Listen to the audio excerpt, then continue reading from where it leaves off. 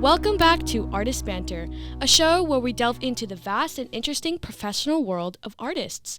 Learn about artists' stories, their professional careers, and the interesting work that they create. Today, I'm joined by Professor Mintz, animation professor. And so thank you so much for being on the show. Thanks for having me. All right, perfect. We're going to start off right off the bat. What classes do you teach here on campus? Well, I teach a variety of classes in animation, from intro, beginning, kind of the basics, all the way up to the advanced stuff. Primarily, I focus on animation filmmaking, writing for animation, and kind of developing ideas is basically what I like to do. Perfect. And how long have you been teaching at school? It'll be 18 years after this year.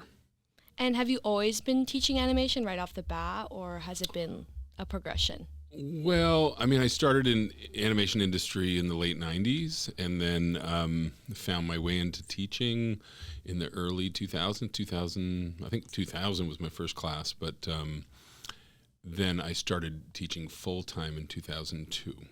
So I've been teaching since 2002 full-time. Wow, that's incredible. I know, it's crazy. Crazy to think about. And on average, how many students are in your classes? Generally, it's about 20. So in a lighter class might be 16 to 18, but a heavier class is like 25. Oh, wow, that's interesting. And does this smaller, bigger than other arts professors on campus? It depends. There's some programs where they work large and they need space, so they can't fit too many people for space reasons, and some it's safety reasons if they're working with heavy equipment or very specific equipment. Generally the 3D classes tend to be smaller for those reasons, and then the flat artwork or digital work tends to be larger because you can fit more people in a room. Yeah, that makes sense. Little iPads or computers don't take up as much space. Exactly. And we have a full lab where people can, use the equipment, or sometimes it's funny because it costs about $60,000 to build a lab. Wow. And that takes time, especially at a CSU school. Right. There's not tons of funding. So, you have to plan that over time. So I remember, it was maybe 10 years ago, we got our first lab, full new computers, Cintiq tablets, which means you're drawing right on the screen, which is perfect. It felt like we were in a professional world. We're no longer this small CSU. And then about 5 years later, I see students in the classroom. I said, okay, time to go shoot your animation, go to the lab, and they all pulling out their iPads. I'm like, what are you doing? We got a $60,000 lab across the hall. And it's just that's the way tech goes and convenience goes. So it's going to play back and forth. Oh, absolutely. And so you mentioned the new iPads. Mm-hmm. Have you noticed a trend or how students interact with animation over time since you first started teaching to now? Gosh. Well, when I first started teaching, we were just starting the digital age. So I'm dating myself here. When I was in school, we were shooting on film. There was no animation on computer. I mean, if there was, it was very much computer science, and the highest tech people could do some sort of movement on the computer, but most of the things were done through drawing only. And then, of course, Toy Story made a hit, and the computer animation world started to change, and the 2D traditional world started to change as well. So it actually kind of went away for a bit, and CG computer graphics came forward. So did education. In some ways, you want to keep up with the trends and make sure the students are learning the latest and greatest and being prepared. But in other ways, as an educator, it's important you keep an eye on the future, but also don't forget the past. Right. So myself as an educator, I've made sure that I'm always teaching traditional methods because that will never go away. It's the same thinking you do when you draw. Even though you're using a different tool in the computer, you still have to understand those principles and the foundations. So some college programs decided to do away completely with traditional, but I've been lucky in my career that I've always been in a school where they've embraced it. So at Cal State Long Beach, we totally embrace it. Oh, nice. So do your students have like a favor in like the more classic animation or like the new stuff? Have you noticed? It depends who you ask. Like some students come, especially nowadays with high school education, they're teaching a lot more computer stuff. So if they come in with that knowledge base, they'll probably gravitate towards that. But some students still just love to draw and paint, and we want to foster that as well. So in our program, what we do is we start them all hand-drawn traditional. So they're literally flipping paper like the old days. In fact, they're using animation desks that they used on The Simpsons.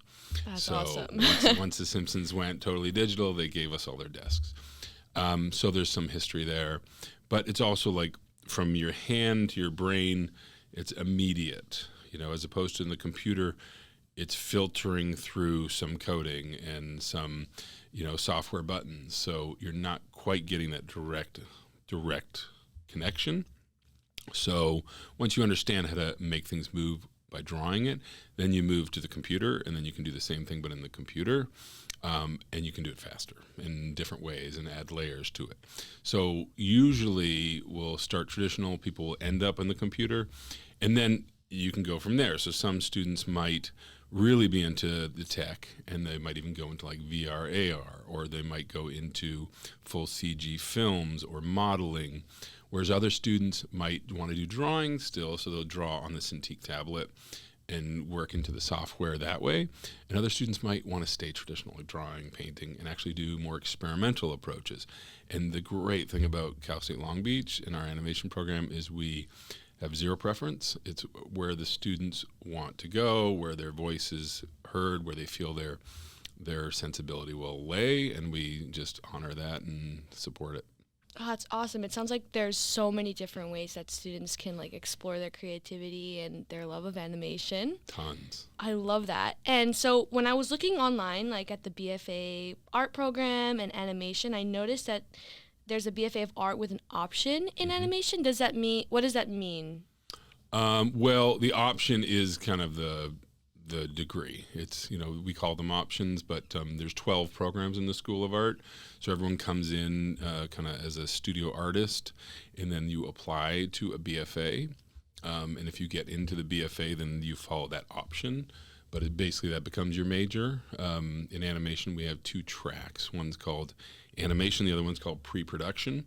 So pre-production is for students that love the animation process, but they don't love to animate. So in animation, if you imagine like there's a film, you'll have the people that storyboard the film, that start like the writing process, the development. There's people that design the characters and do the world. What does the world look like? The art direction. Then there's people that build it in the computer, like modeling, rigging, and then there's people that animate.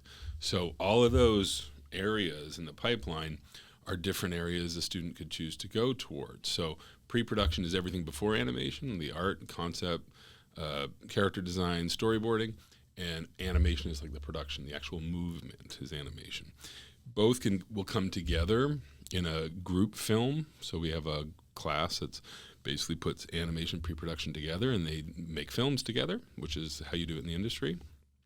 And then in the end of their 4 or 5 years, they can make their own film, an independent film, and not everyone has to do that or wants to do that, but those that are kind of have a message to say and an artistic vision that they want to put forth can choose that. I love that. Does the school publish these like films that they put out? Yeah, not only we publish them, we put them on Vimeo, but they submit to film festivals. They submit to internships in studios, so they're getting seen. We had one student become a finalist for the Student Academy Awards a few years ago. Wow, that's rad. So they're starting to get recognized, which is nice. I love hearing about all of like the students putting out their work and getting recognized for it, because I had a girl in my dorm who I think was an animation major, and I would see her working all the time. So there's a lot of work that goes into like putting on these like movies together. Yeah, it's one of those things where, it might only be a 3-minute film, but it can take over a year and a half to make. Wow, that's crazy.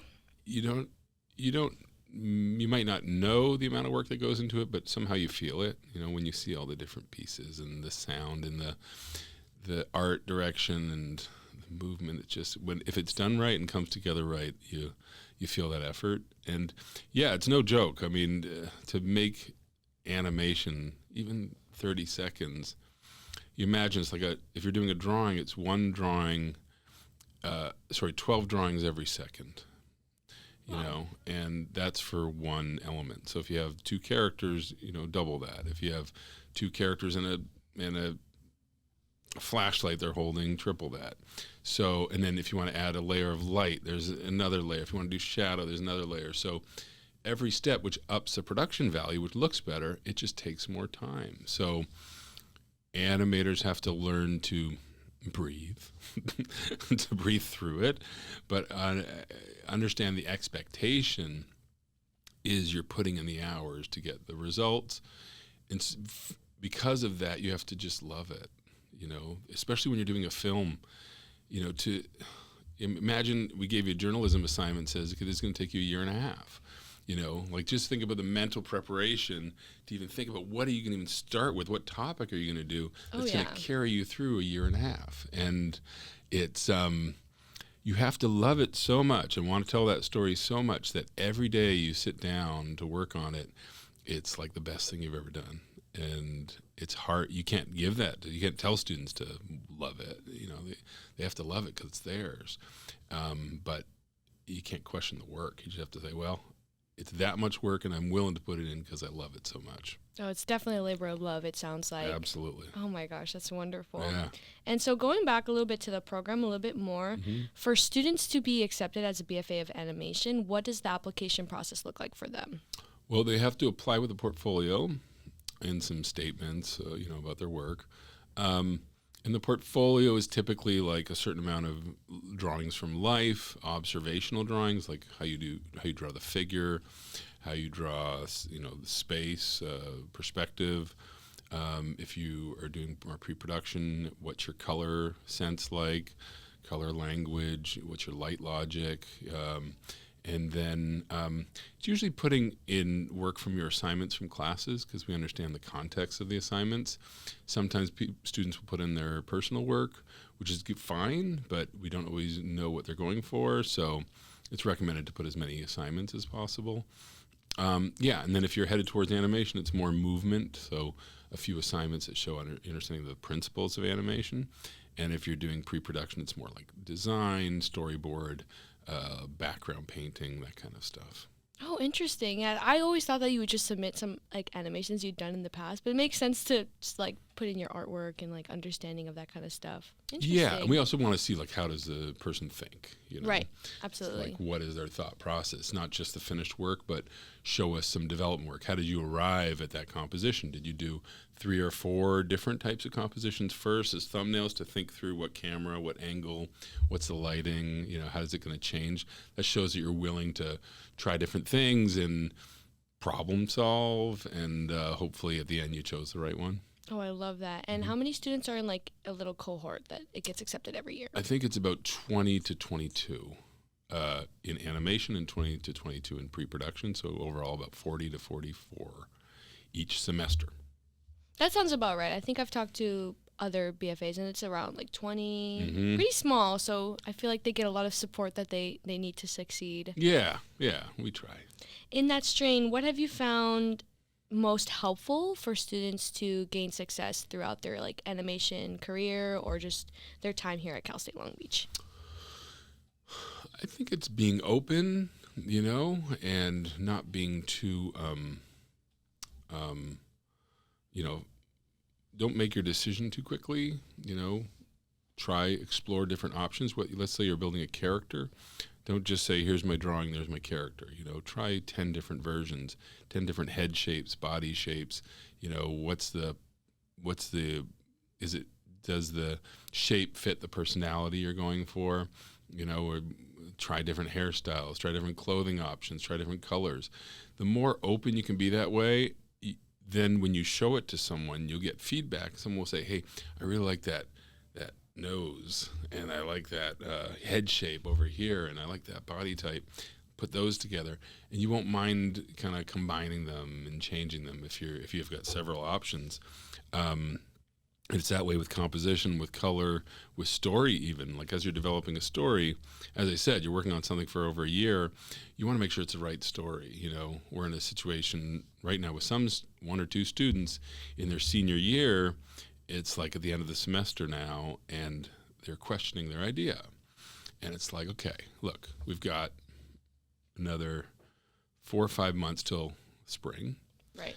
It's not too late to change, but we're already 4 months in. Right. So, you know, it's a big decision to change your idea at this point. But so it's so important that that work is done at the beginning of the semester where you're really thinking through several options. In fact, we have another class, like a writing for animation class, where the whole point of it is to just brainstorm ideas. Like the whole semester, you're just shooting out tons of ideas. You're pitching them, you're doing some artwork for them, you're writing a little bit. And the purpose of that is to see how many ideas are in you. You know, it's like you want to tell a story about something that happened to your child. You want to tell a story about your cultural background. You want to tell a story about your identity. You want to tell a story about something you heard, you know, a tale. Try them all in writing form first or storyboard form first. And the one you resonate with is the one that you're going to run with because you're going to be so excited about it. So that's the kind of thing. It's like stay open, try a bunch of different things, a bunch of different techniques until you find your groove and then run with that. Absolutely. I like that. You could throw stuff at the walls and see what sticks. 1,000%. Exactly. Is there a story that most sticks out to you that a student has done in these past years? Oh my gosh. Well, I've been teaching for 24 years, so 40 films a year, however many that is. Gosh, there's been so many great ones. There's one that, it's like, you know, I work so, you know, closely with students as they develop ideas. So sometimes I'll know, you know, like what's behind the story that you don't necessarily know on screen. Right. So, and sometimes it's confidential. So it's like, it's hard to think about, well, what story should I share that's not going to breach someone's trust? Okay. So one, a student with a Filipino background, her name was Teresa Reyes, or is Teresa Reyes. And this was probably about 8-10 years ago. And she wanted to write about how she didn't feel like when she went to family gatherings, she didn't feel she knew her culture well enough, you know, and she'd see the food and it wasn't food that was familiar to her, or she'd hear language and she kind of spoke it or knew it, but wasn't fluent in it. And she felt disconnected from her own family. So, you know, she decided to write about it, and she looked up a mythical creature in Filipino culture called the capra, which is this cigar-smoking tree character. That's cool. And she found like all these great fables about it, and she turned it into her own story about what it's like to be disassociated from your culture and then be brought into your culture through this tale. And she told the tale, and she animated it so well, and it was the first time we had Pixar be alerted to our program. Wow. Because they saw her work. That's and they wonderful. said, we're really looking for new stories. You know, this was about 8 or 10 years ago. They said, we're really looking for new stories. I think they were getting into the sequels for a little while. And they're like, we need original storytelling. And this is something we really resonate with, we really like. And they offered her to apply to their internship program, and she got the internship. And this is like thousands of applicants for like 8 spots. Wow. And she was our first that got into the Pixar internship, which is a huge deal. And from then, Pixar helped set up this kind of summer workshop for us where they brought in guest speakers. Domi Shi, the director of Turning Red, before she did Turning Red, came to campus. This guy, Scott Morse, is a great storyboard artist. And they basically worked with a group of students and did like story-intensive workshops. That's awesome. It was amazing. And then they've kind of helped every year to do something because they saw the potential of, you know, in animation especially, there's, you know, these kind of Ivy League schools that the studios will typically go to. There's like the CalArts, the USC. And oftentimes the Cal States go unnoticed, unfortunately, you know. And, what we're here to show them is, look, we have so much talent, just as much talent as there, yet we have perhaps even more interesting stories to tell, because these are students that are hungry. They don't necessarily have a plan B. This is like so important to them that they get into this field, and their family stories are different than anyone's you've heard, and they're unique. And so they responded to the fact that we're allowing our students to tell their stories, and they really wanted to encourage and support that.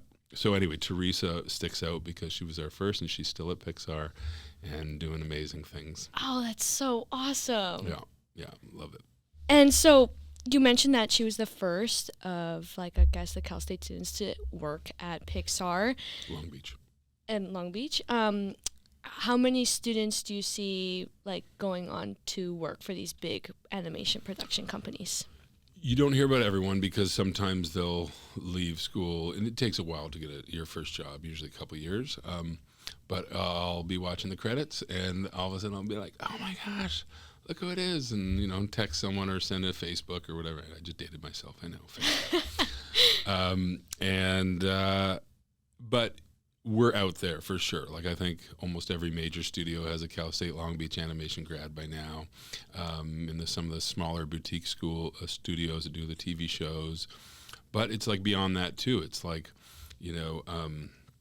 animation they're doing animation for real estate and medical, and those that are savvy will use their skills and just find work anywhere. But yeah, we're out there. It's nice to see. That's so wonderful to hear. Mm-hmm. I love that. A lot of the times people tell me oh, you go to Cal State Long Beach. But I'm there's a lot of opportunity at these schools. Yes. And I think there's a chance for us to all explore all these different avenues. Mm-hmm. So I think that's what makes, that's why I love Cal State Long Beach. There's so much opportunity here. That's so special. It really is. We have one alumni who actually came back to teach. His name's Nathan Palm. And I hope it's okay I admit this, but he would send me pictures when he started working in the business. He'd work on a TV show, and he'd throw in an Easter egg into the background of a Cal State Long Beach Go Beach flag. Go Beach! And he'd hide. He said, check what I threw in there. And it's just cool, seeing that excitement for, where you came from.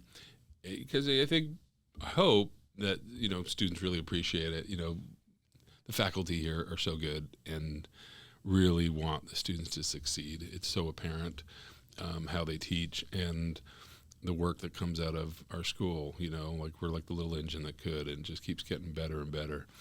And the proof is in the work and the students, and it just gets more evident. Oh, absolutely. And in the future, where do you see the animation department going for Cal State Long Beach? It's a good question. We have an arm of our program that's focused on filmmaking, and you always want to see the films get stronger and stronger, tell more personal stories, get that production quality higher and higher. Finishing, the first step, when I started in 2007, the first step was the idea of making a film.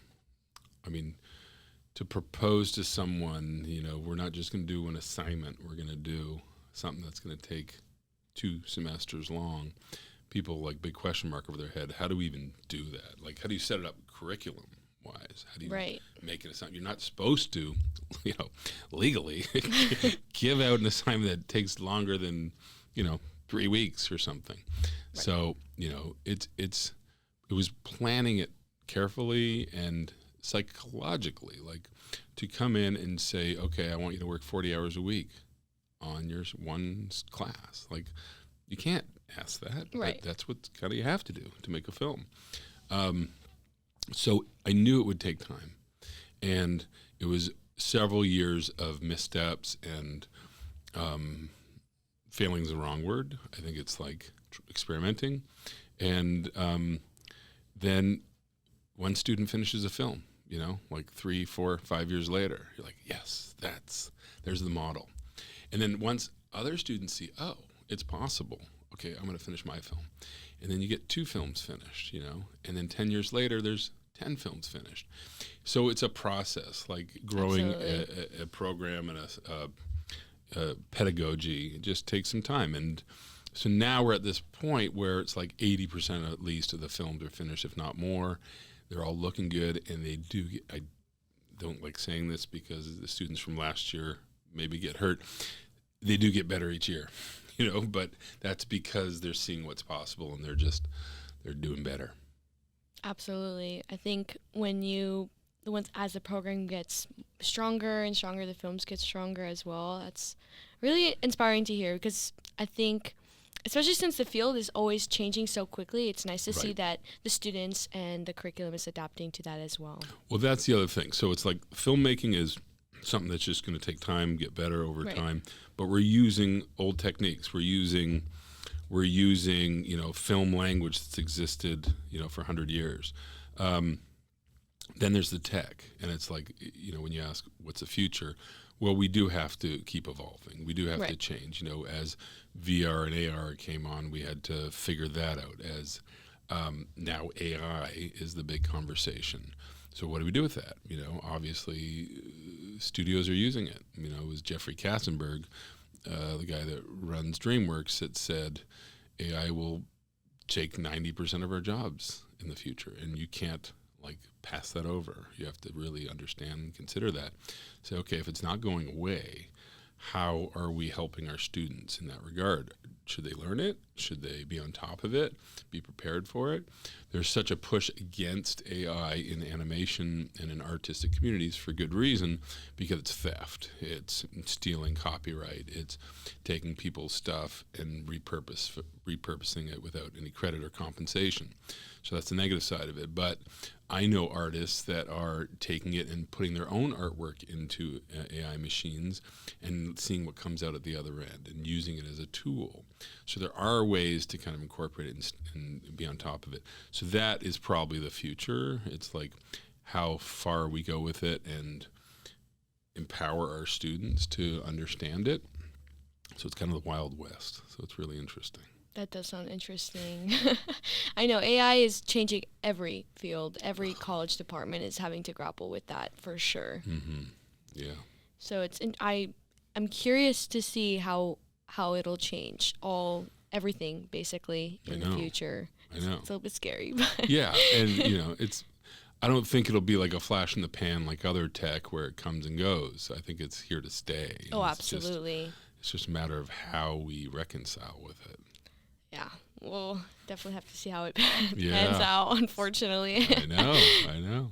All right, so we're nearing the end of our podcast. It was such an honor to talk to you, and it was so interesting to hear about a department I wasn't really fully aware of that we had on campus and how successful it is. Oh. So thank you so much for being on the show. Oh, thank you. Do you have any last words, any last regards that you want to give out to the listeners or perhaps your students? Let's think about this. We love to collaborate. We have this group film class where students get together and make these films. And sometimes we'll involve community organizations. Like one year we did a film about fireworks safety for pets. Who knew? I love that. That's so interesting. It was. Who knew? There was a whole, subcommittee in Long Beach that, really meet about this stuff and say, we're concerned about our pets. And so we did a PSA for them, but we have amazing programs in the College of the Arts, music, dance, theater, film. I want to make sure I don't forget one, design. And we have collaborated with them all. And the projects are so much richer and involved when you involve other artists. So this is kind of an open call to all those that want to do something with animation. Reach out. We want to work with you. And because our films get better when we get more expertise in there. So there it is. Join us. I love that. Thank you so much again. Have a great rest of your day. You too. Thank you, everyone, for listening. Hopefully we'll see you guys in the next episode. Bye-bye.